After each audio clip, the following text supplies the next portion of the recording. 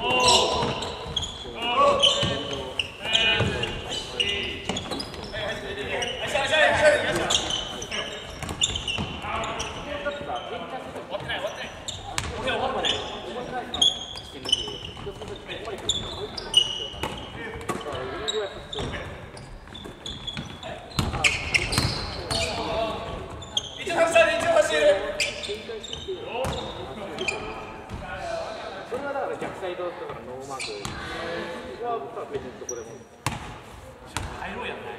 それでもうシュートを打てなかった時にもう一回こっちでオーバーロップ作りますからやっぱり俺はなんだそうかなもっとうまくしてるそうなんですよ。ウィングねスーツ前から出たらいいよ。頑張れはい